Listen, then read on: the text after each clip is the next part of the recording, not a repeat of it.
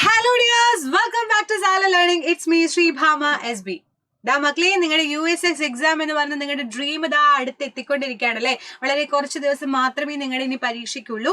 അപ്പൊ ഇനിയുള്ള ദിവസങ്ങൾ അടിപൊളിയായിട്ട് പഠിച്ച് ഫുൾ മാർക്ക് വാങ്ങിച്ച USS എക്സാം എന്ന് പറയുന്ന നിങ്ങളുടെ ഡ്രീം അച്ചീവ് ചെയ്യാൻ വേണ്ടിയിട്ട് നിങ്ങളുടെ കൂടെ മിസ് ഉണ്ട്.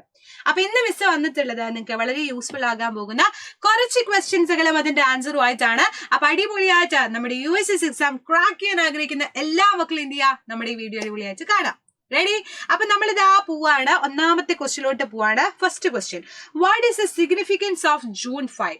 ജൂൺ 5ന്റെ പ്രത്യേകത എന്താണെന്നാണ് ക്വസ്റ്റ്യൻ വന്നിട്ടുള്ളത്. Biodiversity, forest day, world environmental day ആണോ, നാഷണൽ എൻവിറോൺമെന്റൽ ഡേ ആണോ, ലോക പരിസ്ഥിതി ദിനാണോ, ദേശീയ പരിസ്ഥിതി ദിനാണോ, വനദിനമാണോ, ജൈവ വൈവിധ്യ ദിനമാണോ എന്നാണ് ക്വസ്റ്റ്യൻ. ഏതാ മക്കളെ വന്നിട്ടുള്ളത്? വളരെ സിമ്പിൾ ആയിട്ട് നമുക്ക് പറയാൻ വേണ്ടിയിട്ട് പറ്റും. ജൂൺ 5 നമ്മുടെയൊക്കെ സ്കൂളുകളിൽ നമ്മൾ ആഘോഷിക്കുന്ന ഒരു ദിവസമാണ് അല്ലെ. പല പല രീതിയിൽ നിങ്ങൾക്ക് എന്താ പറയുക, കുഞ്ഞു കുഞ്ഞതായിട്ടുള്ള ചെടികൾ തരും, അത് നിങ്ങളോട് നടാൻ വേണ്ടിയിട്ടൊക്കെ പറയും അല്ലെ. നമ്മൾ പരിസ്ഥിതി ദിനമായിട്ട് അഥവാ ലോക പരിസ്ഥിതി ദിനം, വേൾഡ് എൻവിറോൺമെന്റൽ ഡേ ആയിട്ട് ആഘോഷിക്കുന്ന ദിവസമാണ് ജൂൺ 5 എന്ന് പറയുന്നത്. നമ്മൾ പാട്ടൊക്കെ കേട്ടില്ലേ, മണ്ണേ നമ്പിലേലയ്യ മരമിருக்கு, മരത്തെ നമ്പിലേലയ്യ കൊമ്പിருக்கு, കൊമ്പേ നമ്പിലേലയ്യ ഇലയിருக்கு, ഇലയെ നമ്പിലേലയ്യ പൂവിருக்கு. അങ്ങനെ അങ്ങനെ അങ്ങനെ ആ മണ്ണിനെ, മരത്തെ പറ്റി, എല്ലാത്തിനെ പറ്റി നമ്മൾ പറയുന്ന ഒരു ദിവസമാണ് ജൂൺ 5 എന്ന് പറയുന്നത്. സോ പരിസ്ഥിതിയാണ്, ഓർത്ത് വെക്കാം. അടുത്ത ക്വസ്റ്റ്യൻ ഡേ പിടിച്ചോ. ഭൂമിയിലെ ആകെ ജലത്തിന്റെ എത്ര ശതമാനമാണ് ശുദ്ധജലം ഉള്ളത് എന്നാണ് ക്വസ്റ്റ്യൻ വന്നിട്ടുള്ളത്. What is the percentage of total water on earth in fresh water എന്ന് ചോദിച്ചിട്ടുണ്ട്. എത്രയാണ് മക്കളെ വരുന്നത്? 2% ആണോ, 3% ആണോ, 4% ആണോ, അതോ 2.5% ആണോ എന്നാണ് ക്വസ്റ്റ്യൻ വന്നിട്ടുള്ളത്.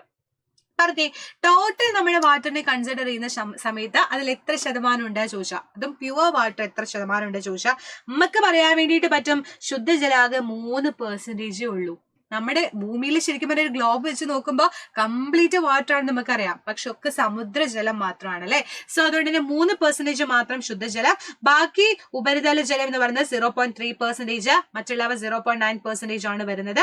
അപ്പൊ ഇതിനകത്ത് തന്നെ മഞ്ഞുപാളിൽ നിന്ന്, ഭൂഗർഭജലത്തിൽ നിന്നുള്ള പെർസെന്റേജ് ഇവിടെ തന്നിട്ടുണ്ട്. So total water of the pure water of the earth in pure water, അല്ലെങ്കിൽ പ്യുവർ വാട്ടർ നമ്മുടെ ഭൂമിയിൽ എത്രയുണ്ടെന്ന് ചോദിച്ചാൽ നമുക്ക് ആൻസർ ചെയ്യേണ്ടത് 3% എന്നാണ്. റെഡി ആണെന്ന് വിചാരിക്കുന്നു. ആൻഡ് ഇതും കൂടെ പഠിച്ചു വെക്കുക, ഈ പൈ ചാർട്ട് ഇമ്പോർട്ടൻസ് ആണ്. അടുത്ത ക്വസ്റ്റ്യൻ, ജലാശയങ്ങളിൽ ആൽഗകൾ പോലെയുള്ള ജലസസ്യങ്ങളുടെ അമിത വളർച്ചയ്ക്ക് കാരണമായിട്ടുള്ള പ്രതിഭാസം ഏതാണ്? Which phenomenon cause excessive growth of aquatic plants like algae in water bodies? Eutrophication ആണോ, ന്യൂട്രീഷൻ ആണോ, ന്യൂട്രോഫിക്കേഷൻ ആണോ, നൺ ഓഫ് ദീസ് ആണോ എന്നാണ് ക്വസ്റ്റ്യൻ.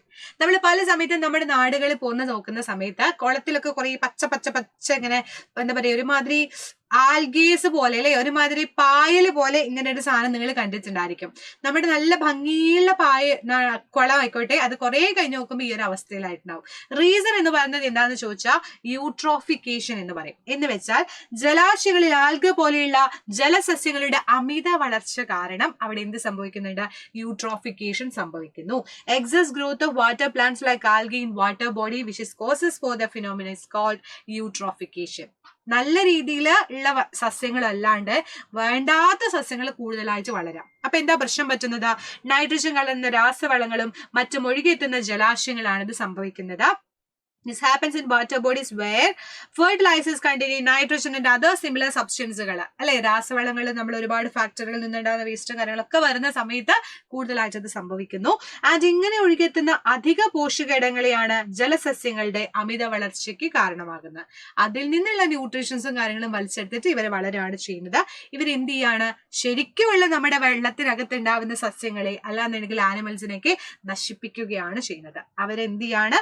അമിതമായിട്ടുള്ള ഓക്സിജൻ എന്ന് വെച്ചാൽ ജലസസ്യങ്ങളിൽ ലയിച്ചു ചേരുന്ന ഓക്സിജൻ അമിതമായിട്ട് ഉപയോഗിക്കുന്നത് മൂലം മറ്റുള്ളവ ചത്തൊടുങ്ങാണ്, അവർക്കുള്ള ഉപകാരങ്ങളൊക്കെ നശിപ്പിച്ച് കളയാണ് ചെയ്യുന്നത്. ഇതുമൂലം മറ്റു സസ്യങ്ങളും ജന്തുക്കളും ഓക്സിജൻ ലഭിക്കാണ്ട് നശിച്ചു പോകുന്നതിനെയാണ് നമ്മൾ എന്ത് പറയുക? യൂട്രോഫിക്കേഷൻ എന്ന് പറയുന്നത്. So that means in such flowing excess nutrition that causes excessive growth of aquatic plants. These aquatic plants use oxygen. Dissolve ചെയ്തിട്ടുള്ള ഓക്സിജൻ കൂടുതലായിട്ട് യൂസ് ചെയ്തത് കൊണ്ട് തന്നെ due to this other plants like animals in water body live without getting oxygen and ecosystem മൊത്തത്തിൽ എന്ത് സംഭവിക്കുന്നു? താറുമാറായിട്ട് പോവുകയാണ് ചെയ്യുന്നത്. അതാണ് യൂട്രോഫിക്കേഷൻ. അടുത്ത ക്വസ്റ്റ്യൻ ദേ പിടിച്ചോ. വായുവിൽ അടങ്ങിയിരിക്കുന്ന പ്രധാനപ്പെട്ട മൂലകം ഏതെന്നാണ് ക്വസ്റ്റ്യൻ വന്നിട്ടുള്ളത്. What is the main element present in air ചോദിച്ചു. Oxygen, argon, nitrogen, carbon dioxide. ഇതിൽ ഏതാ മക്കളെ വരുന്നത്? നമുക്ക് വളരെ സിമ്പിൾ ആയിട്ട് പറയാൻ വേണ്ടിയിട്ട് പറ്റും, അത് നൈട്രജൻ ആണ്. അതും എത്ര പെർസെന്റേജ് ആണെന്ന് കൂടെ പഠിച്ചു വെക്കുക. 78% നമ്മുടെ ഭൂമിയിൽ എന്താണ് മക്കളെ ഉള്ളത്? നൈട്രജൻ ആണുള്ളത്. ബാക്കി ഒരു 21% ഓക്സിജൻ, ബാക്കി 1% കാർബൺ ഡൈ ഓക്സൈഡും ആണ് നമ്മുടെ ഭൂമിയിലുള്ളത് എന്ന് പറയാൻ വേണ്ടി പറ്റും, അറ്റ്മോസ്ഫിയറിലുള്ളത് കേട്ടോ. ആൻഡ് നെക്സ്റ്റ് ക്വസ്റ്റ്യൻ, മണ്ണ് സംരക്ഷണം, മാലിന്യ സംസ്കരണം തുടങ്ങിയവ ലക്ഷ്യം വെച്ച് കേരള സർക്കാർ നടപ്പിലാക്കുന്ന പദ്ധതിയുടെ പേരെന്താന്ന് ചോദിച്ചിട്ടുണ്ട്. The Kerala government is implemented the scheme with the aim of soil water conservation, waste management etcetera. ഇതിൽ ഏതാണ്? ഹരിത കേരളാണോ, ശുചിത്വ കേരളാണോ, കേരള പ്രഭയാണോ, കേരളം ശുചിത്വത്തിലേക്കാണോ ചോദിച്ചാൽ നമുക്ക് ആൻസർ ചെയ്യാൻ വേണ്ടിയിട്ട് പറ്റും. It is Haritha Keralam mission. Okay, Haritha Kerala mission ആണ് കറക്റ്റ് ആയിട്ടുള്ള ആൻസർ. സോ വളരെ കുറഞ്ഞ സമയം കൊണ്ട് അടിപൊളിയായിട്ട് നമ്മൾ കുറച്ച് ക്വസ്റ്റ്യൻസുകൾ ഡിസ്കസ് ചെയ്തു. ഇത് മെയിൻ ആയിട്ട് നമ്മുടെ പൊല്യൂഷനെ പറ്റി നമ്മൾ പഠിക്കുന്ന ചാപ്റ്ററിന്റെ റിലേറ്റഡ് ആയിട്ട്, എന്ന് വെച്ചാൽ പരിസ്ഥിതിയെ നോവിക്കാതെ, ഹേർട്ട് നോട്ട് ദ എൻവിറോൺമെന്റ് എന്നുള്ള ചാപ്റ്ററിലാണ്. അപ്പൊ ബാക്കി കാര്യങ്ങൾ നമുക്ക് വരുന്ന ക്ലാസ്സുകളിൽ ഇനിയും കൂടുതലായിട്ട് ഡിസ്കസ് ചെയ്യാനുണ്ട്. സോ എല്ലാ മക്കളും അടിപൊളിയായിട്ട് തന്നെ പഠിക്കുക, സെറ്റ് ആവട്ടെ. USS നിങ്ങൾക്ക് ക്രാക്ക് ചെയ്യണം. സോ അടിപൊളിയാക്കുക. നെക്സ്റ്റ് ലൈവിൽ കാണാം. അതുവരേക്കും ബൈ ബൈ. സീ യു മക്കളെ.